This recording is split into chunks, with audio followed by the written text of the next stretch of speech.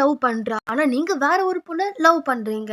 உங்க லவ் பண்ண அந்த பொண்ணுக்கு உங்க மேல மட்டும் லவ் இல்ல, உங்கள மாதிரி நிறைய பேர் மேல லவ். ஆனா அந்த லவ் நீங்க நினைக்கிற மாதிரியான லவ் இல்ல, வேற மாதிரியான லவ், கொடூரமான லவ். இன்னும் புரியுற மாதிரி சொல்லணும்னா, உங்களை ஒரு பொண்ணு பார்ட்டிக்கு கூப்பிடுறா, பார்ட்டிக்கு கூப்பிட்டு பாடியாக பாக்குறாங்க அப்படின்னு தெரியாம அதே பார்ட்டிக்கு நீங்களும் உங்க கேர்ள் ஃப்ரெண்டும் போற அப்படின்னு சொல்லிட்டு சொல்றீங்க. இதனால உங்க வாழ்க்கையில பெரிய பிரச்சனை வரப்போகுது அப்படின்னு சொல்லிட்டு தெரியாம நீங்க இருந்தா நீங்க தப்பிச்சிங்களா இல்லையா? உங்க ஃபேமிலிய அந்த கெட்டவங்க கிட்ட இருந்து காப்பாத்துனீங்களா இல்லையா? உங்க அப்பா சாகிறதுக்கு காரணமா இருந்தவங்களை கொன்னீங்களா இல்லையா அப்படின்றத சொன்ன கதை தான் Loved Ones.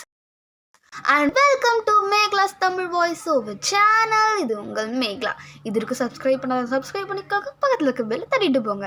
இப்போ வாங்க கதைக்குள்ள போகலாம். கதையோட ஓப்பனிங் சீனே ஒரு காரை காட்டுறாங்க. அந்த காருக்குள்ள அப்பா பையன் சொல்லிட்டு 2 பேர் இருக்காங்க. அதுல பையனுக்கு கார் ஓட்ட தெரியாது, இப்பதான் கத்துக்கிட்டு இருக்கான். அவங்க அப்பா சொல்றாரு, பரவாயில்லடா, நல்லாதான் ஓட்டுற, தேங்க்ஸ்பா அப்படின்னு சொல்லிட்டு சந்தோஷமா அவங்க கார் ஓட்டிட்டு போய்கிட்டு இருக்காங்க. அப்படி போகும்போது எதிரில ஒரு பையனும் அந்த பையனோடைய நெஞ்சில கீறி ரத்தம் வர அளவுக்கு ஏதோ சிம்பிள் வரைஞ்சு வச்சிருக்காங்க. அந்த பையனை பார்த்த உடனே நம்ம ஹீரோ அவனை இடிக்க கூடாது அப்படின்றதுக்காக அப்படியே ஒரு டர்ன் போடுறான். அப்படி போகும்போது ஒரு மரத்துல மோதிடுறான். அப்படியே 6 மாசம் கழிச்சு காட்டுறாங்க. இதோ இவன் தான் அந்த பையன், இவன் தான் நம்ம கதையோட ஹீரோ. இவன் பேர் பிரெண்ட். தான் அப்பா செத்ததுக்கு நம்ம தான் காரணம் அப்படின்னு சொல்லிட்டு ரொம்பவே குற்ற உணர்ச்சியோட இருக்கான். அதனால போதை பழக்கத்துக்கும் அடிமையாயிட்டான். அது மட்டும் இல்லாம எப்பெல்லாம் அவங்க அப்பா இறந்ததுக்கு அவன் தான் காரணம்னு சொல்லிட்டு குற்ற உணர்ச்சி வருதோ அப்பெல்லாம் அவன் கையை அவனே கிழிச்சுக்கிறான். இப்படி அவன் குற்ற உணர்ச்சியை தவிச்சுக்கிட்டு இருக்கும் போதே ஸ்கூல்ல ஒரு பொண்ணு நம்ம ஹீரோவை பார்த்து பேச வரா. என்ன சொல்றான்னா, அவங்க ஸ்கூல்ல நடக்கிற ப்ரோம் டான்ஸ்க்கு வரியான்னு சொல்லிட்டு கேட்கறா. ஆனா ஹீரோ அவனுக்கு ஒரு கேர்ள் ஃப்ரெண்ட் இருக்கிறனால அவ கூட போறேன் அப்படின்னு சொல்லிட்டு சொல்லிடுறான். இதனால அந்த பொண்ணு ரொம்பவே சோகமா அங்கிருந்து போயிடுறா. அப்புறம் நம்ம ஹீரோவோட கேர்ள் ஃப்ரெண்ட் அவனோட வீட்டுல விடுறா. அப்ப நம்ம ஹீரோ சொல்றான், ப்ராம் டான்ஸுக்கு லோலா அப்படின்ற ஒரு பொண்ணு என்னை இன்வைட் பண்ணான், ஆனா நான் உன் கூட வரேன் அப்படின்னு சொல்லிட்டேன் அப்படின்னு சொல்லிட்டு அவன் வீட்டுக்கு போறான். அப்படியே சீன் கட் பண்ணி இப்ப ஹீரோவோட வீட்டுல காட்டுறாங்க. ஹீரோ அந்த ப்ரோம் டான்ஸ்க்காக தயாராகிட்டு இருக்கான். அப்ப அவங்க அம்மா பார்த்து, நீ எங்க கிளம்புற அப்படின்னு சொல்லிட்டு கேக்குறாங்க. அதுக்கு ஹீரோவோ ப்ரோம் டான்ஸ்க்கு போறேன் அப்படின்னு சொல்லிட்டு சொல்றான். கார்லயா போற அப்படின்னு சொல்லிட்டு அவங்க ரொம்பவே பயப்பட ஆரம்பிக்கிறாங்க. ஏன்னா ஹீரோவோட அப்பாவும் கார் விபத்துல தானே இறந்துருப்பாரு, அதனால அவங்க ரொம்பவே பயப்படுறாங்க. ஆனா ஹீரோ என்ன சொல்றான்னா, அதெல்லாம் நீங்க கவலைப்படாதீங்கம்மா, நான் என் கேர்ள் ஃப்ரெண்ட் கூட தான் போக போறேன், அவதான் ஓட்ட போறா அப்படி சொல்லிட்டு அவன் வீட்டுல இருந்து அவனோட நாயோட கிளம்புறான்.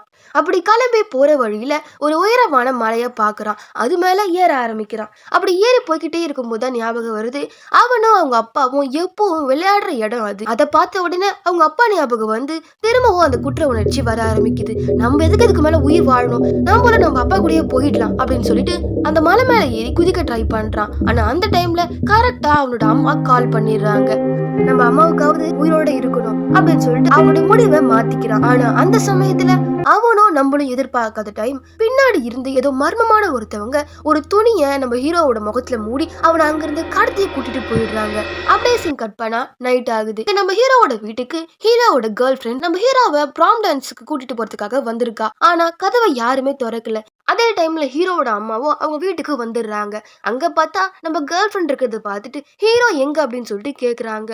ஆனா கேர்ள் ஃப்ரெண்டுக்கும் ஹீரோ எங்கன்னு தெரியல. அப்படி அவங்க பேசிக்கிட்டு இருக்கும் போதே திடீர்னு ஒரு சத்தம் கேக்குது. என்னடா இதுன்னு பார்த்தா அங்க நம்ம ஹீரோவோட செல்லமான நாய் அடிபட்டு இருக்கு. அதுவும் ரொம்பவே பயங்கரமா அடிபட்டு இருக்கு. அதை பார்த்த உடனே அந்த நாயை ஹாஸ்பிட்டலுக்கு கூட்டிட்டு போறாங்க. ஆனா போற வழியிலேயே இறந்தும் போயிடுது. இது கண்டிப்பா சீரியஸான விஷயம் தான். நம்ம ஹீரோக்கு எதுவும் ஆயிடுச்சு அப்படின்னு சொல்லிட்டு நம்ம கேர்ள் ஃப்ரெண்டுக்கு தெரிஞ்ச ஒரு போலீஸ்க்கு நம்ம ஹீரோவோட அம்மா கால் பண்றாங்க. கால் பண்ணி நடந்த விஷயம் எல்லாமே சொல்றாங்க. ஆனா அவரு அதை சீரியஸாவே எடுத்துக்கல. அதுக்கப்புறம் இந்த நாய்க்கு அடிபட்டது தெரிஞ்ச உடனே தான் இது ஒரு பெரிய விஷயம் அப்படின்றத புரிஞ்சுக்கிட்டு அவரும் களத்துல இறங்குறாரு. அப்படியே சீன் கட் பண்ணா ஒரு காரை காட்டுறாங்க. அந்த கார் போய்கிட்டே இருக்கும் போது கீழே இறந்து போயிருந்த ஒரு விலங்கு அவங்க கார்ல தூக்கி போட்டுட்டு போறாங்க. அப்படியே அந்த கார் ஒரு இடத்துல நிக்குது. அந்த காரோட டிக்கியை யாரோ திறக்குறாங்க. யாரா இது அப்படின்னு பார்த்தா இது வேற யாரும் இல்ல, நம்ம ஹீரோவை ஒரு பொண்ணு லவ் பண்ணிருக்கோம், அந்த பொண்ணு கூட ப்ரோம் டான்ஸ் கூப்பிட்டு இருக்கோம் அப்படின்னு சொல்லிட்டு சொல்லிருப்பேன்ல, அந்த பொண்ணு தான் இது. இது பக்கத்துல இருக்கிறது அந்த பொண்ணோட அப்பா. அப்படி அவங்க 2 பேரும் வீட்டுக்கு போறாங்க. வீட்டுல பார்த்தா நம்ம இவ்வளவு நேரம் காணும் தேடிக்கிட்டு இருந்த ஹீரோ அவ வீட்டுல தான் இருக்கான். அதுவும் அவனை சேர்ல கட்டி போட்டு வச்சிருக்கா. இவன் மட்டும் இல்லாம இவனை மாதிரி இன்னொரு ஒரு பார்ட்டியும் அங்க இருக்காங்க.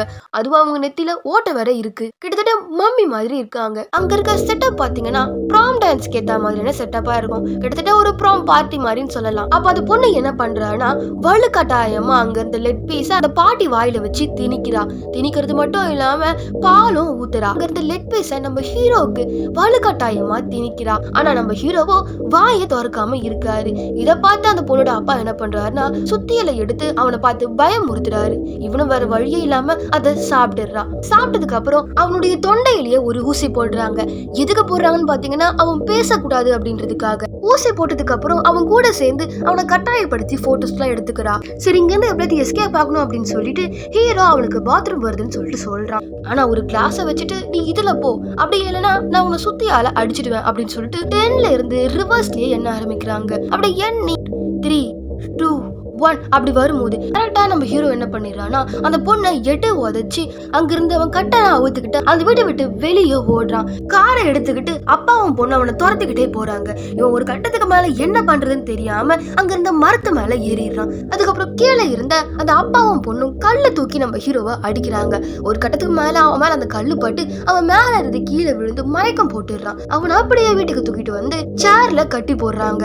கட்டி போடுறது மட்டும் இல்லாம கத்தி வச்சு அவன் காலிலே இறக்கிடுறாங்க.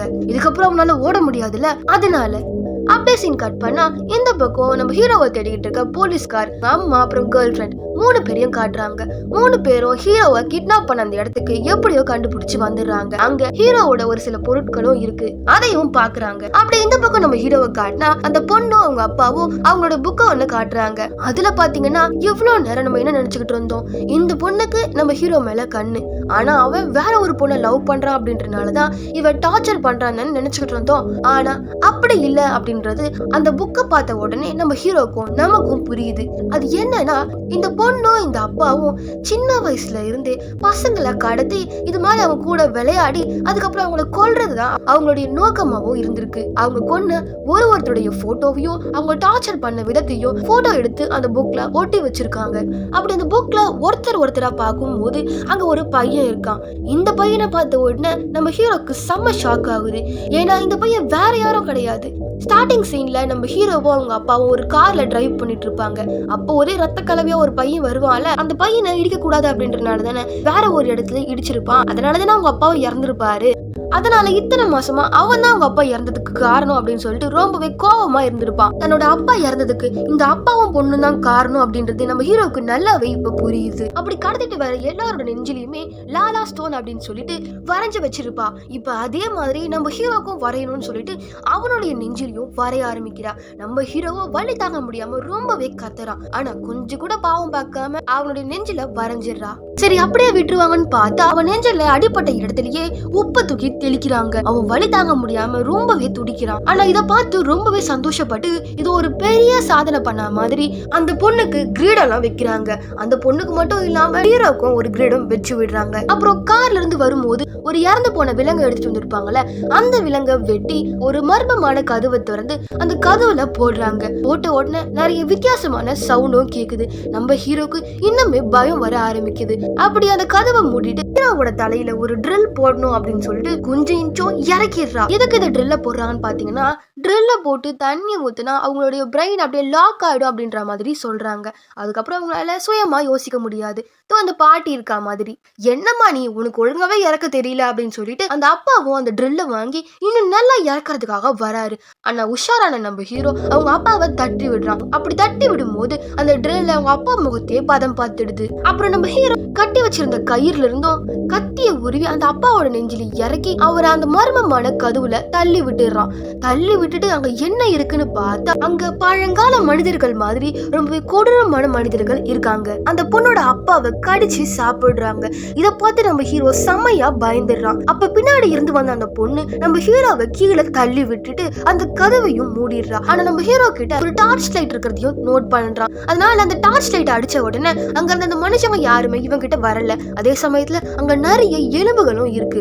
அப்படியே சீன் கட் பண்ணி ஹீரோவோட கேர்ள் ஃப்ரெண்ட காட்டினா அவளுக்கு ஹீரோ சொன்ன ஒரு விஷயம் ஞாபகம் வருது. அது என்னன்னா ப்ரோம் பார்ட்டிக்கு ஒரு பொண்ணு கூப்பிட்டா அந்த பொண்ணு பேரு லோலா அப்படின்ற விஷயமும் ஞாபகம் வருது. இது அப்படியே அந்த போலீஸ் கிட்டயும் சொல்றா. உடனே அவரும் அந்த லோலாவோட வீட்டுக்கு போறாரு. போயிட்டு அந்த வீட்டோட கதவை ஓபன் பண்ணிக்கிட்டு உள்ள போறாரு. உள்ள போய் பார்த்தா ஒரே ரத்த கலவியா இருக்கு. அப்ப கண்டிப்பா இங்க ஏதோ ஒரு பெரிய விஷயம் நடந்திருக்கு அப்படின்னு சொல்லிட்டு நினைக்கிறாரு. அதே டைம்ல கீழே அந்த மர்மமான இடத்துல இருந்து சவுண்ட் வருது. என்னன்னு சொல்லிட்டு ஓபன் பண்ணி பாக்குறாரு. பார்த்தா அங்க நம்ம ஹீரோ இருக்கான். என்ன ஆச்சு, உன்னை யார் இப்படி பண்ணது அப்படின்னு சொல்லிட்டு கேக்குறாரு. அதே டைம்ல பின்னாடி அந்த லோலா அந்த பொண்ணு வந்துடுறா. வந்து ஒரு கத்தியை வச்சு அவர் மூஞ்சில போட்டுடுறா. அவ்வளவுதான், அவர் அங்கேயே இறந்து போயிடுறாரு. ஏற்கனவே அவங்க அப்பா இறந்து போனது நினைச்சு அவ ஒரு மாதிரி மன உடைச்சல்ல இருந்தா. இங்க பாரு, என் அப்பாவை நீ என்கிட்ட இருந்து பறிச்சல, இதுக்கப்புறம் உன் குடும்பத்தையே நான் கொல்றேன் அப்படின்னு சொல்லிட்டு அங்க இருந்து அவ கிளம்புறா. நம்ம ஹீரோக்கோ நம்ம குடும்பத்தை காப்பாற்றணும் அப்படின்ற தவிப்பு இருக்கு. இந்த பொண்ணு என்ன பண்றானா நம்ம ஹீரோவோட வீட்டுக்கு நடந்தே வர ஆரம்பிக்கிறா. நம்ம கேர்ள் ஃபிரெண்ட் நம்ம ஹீரோவை தேடி அந்த லோலாவோட வீட்டுக்கு வரா. அப்படி வரும்போது கரெக்டா அந்த லோலா சைக்கோவையும் பாத்துறா. ரெண்டு பேரும் எதிரெதிரில இருக்காங்க. இந்த பக்கம் நம்ம ஹீரோவை காட்டினா அவருக்கு ஒரு யோசனை வருது. என்னன்னா அங்க பல வருஷமா நிறைய எலும்புங்க கிடக்குது, அதையே நம்ம ஏணி மாதிரி யூஸ் பண்ணி மேல வரக்கூடாது அப்படின்னு சொல்லிட்டு யோசிக்கிறான். இப்ப சீனிங் அப்படியே கட் பண்ணி இப்ப இந்த பக்கம் காட்டுறாங்க. அப்ப அந்த லோலா சைக்கோ என்ன பண்றான்னா நம்ம கேர்ள் ஃபிரெண்டோட கார்ல ஏறிக்கிறா.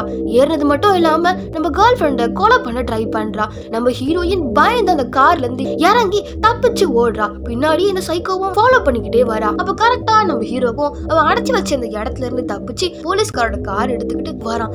பார்த்தா எதிரில நம்ம ஹீரோயின் ஓடி வரா. அவளை காப்பாத்தணும் அப்படின்றதுக்காக சைடா வண்டியை திருப்புறாரு. அப்படி திருப்பிட்டே நம்ம ஹீரோயினுக்கு ஏதாச்சும் ஆச்சா அப்படின்னு சொல்லிட்டு பார்க்கும்போது தெரியாம முன்னாடி வந்துகிட்டு இருந்த அந்த சைக்கோ பொண்ணையும் இடிச்சிடுறாரு. அப்புறம் இந்த காரை பார்த்த அந்த கேர்ள் ஃபிரெண்டும் வேகமா வந்து அந்த கார்ல ஏறிக்கிறா. பார்த்தா அங்க நம்ம ஹீரோ இருக்கான். அவன் இருக்க நிலைமையை பார்த்து நம்ம கேர்ள் ஃபிரெண்ட் ரொம்பவே ஃபீல் பண்றா. அப்படி அவங்க பேசிக்கிட்டு இருக்கும் போதே காருக்கு பின்னாடி இருந்து ஒரு சவுண்ட் கேக்குது. என்னடா இதுன்னு சொல்லிட்டு பார்த்தா அந்த சைக்கோ பொண்ணு கை கால் உடஞ்ச நிலைமையிலையும் அப்படியே தவிழ்ந்து தவிழ்ந்து அந்த காரை நோக்கி வரா. உடனே ரிவர்ஸ்லயே அந்த காரை எடுத்து நம்ம ஹீரோ அவளை கொன்னுடுறான். அப்படி அவங்க ரெண்டு பேரும் அவங்க வீட்டுக்கு போயிட்டு அவங்க அம்மாவை பாக்குறாங்க. எப்படியே இந்த படத்தை முடிச்சிடுறாங்க. சரி, கதையை விடு, உன் வாய்ஸ் என்ன குழந்தை மாதிரி இருக்கு, கொஞ்சம் கூட மெச்சூரா பேச மாட்டியா அப்படிலாம் கேட்காதீங்க. கொஞ்சம் தொண்டை சரியில்லை, இருந்தாலும் நம்ம நம்பி இருக்க சப்ஸ்கிரைபர்ஸ் ஏமாத்தக்கூடாது அப்படின்றதுக்காக வீடியோ போட்டிருக்கேன். ஆமா, லட்சக்கணக்கில் சப்ஸ்கிரைபர்ஸ் இருக்காங்க பாரு அப்படின்னு சொல்லாதீங்க. கொஞ்சமா இருந்தானே பெருசா இருந்தானே, ஃபேமிலி கொஞ்சம் ஃபேமிலி தான்.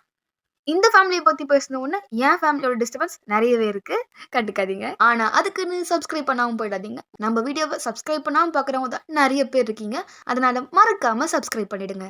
சப்ஸ்கிரைப் பண்ணலன்னா கூட பரவாயில்ல, லைக்கை மட்டும் போட்டுருங்க அப்படின்னு சொல்லணும் தான் தோணுது. ஆனா மனசு ஓரமா வலிக்குதே, அதனால ரெண்டுத்தையும் பண்ணி விட்டுருங்க. மேலும் இது மாதிரியான அதர் லாங்குவேஜ் மூவிஸ்லாம் தமிழ்ல பார்க்கணும்னு நினைச்சீங்கன்னா மறக்காம நம்ம சேனல்ல சப்ஸ்கிரைப் பண்ணிடுங்க. அப்புறம் பக்கத்துல இருக்க பெல்ல தட்டி விட்டுருங்க.